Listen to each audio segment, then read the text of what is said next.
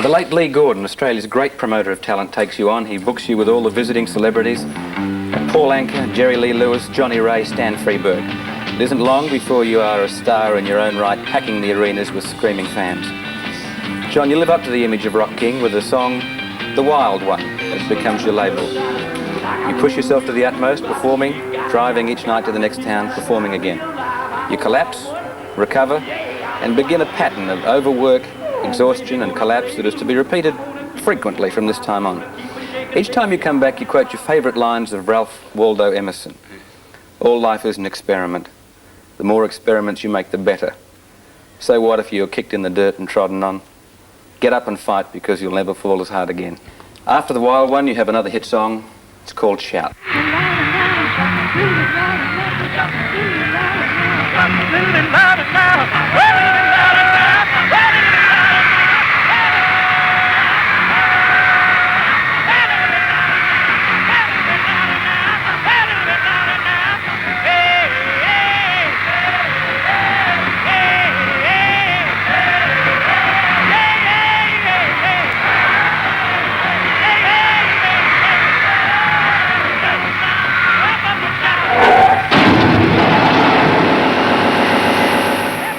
One night, your car is wrecked in an accident on the Gold Coast.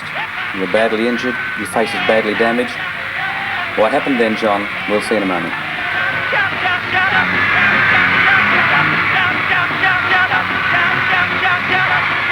The car accident makes headlines across the nation and shocks the millions who love you as the Wild One. You recover from the shock of the crack-up and schedule facial surgery with the same speed with which you seem to tackle everything else. The drive that took you to the top keeps you on top with encouragements from your friends. Cole Joye, one of Australia's top entertainers, is the first to offer you help. Now tonight, Cole is performing in Queensland, but he sent a telegram. Dear Johnny, the first of the new breed, I wish I could be there tonight. Continued success and good health, Cole and the boys. Thank you, Charlie.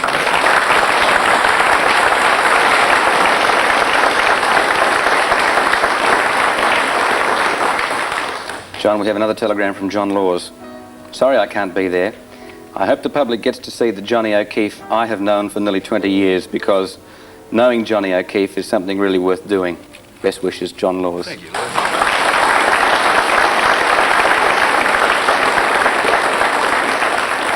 Johnny, you're the biggest draw in the business. You'd lead the explosion of rock music in Australia. Promoter Lee Gordon rates you with the top 4 big arena performers of the time, Johnny Ray, Little Richard and Billy Graham. Next, you burst onto the nation's television screens as the sensation of the ABC's 6 o'clock rock. Your producer, Peter Page, is with us in the audience tonight. Hi, Pete.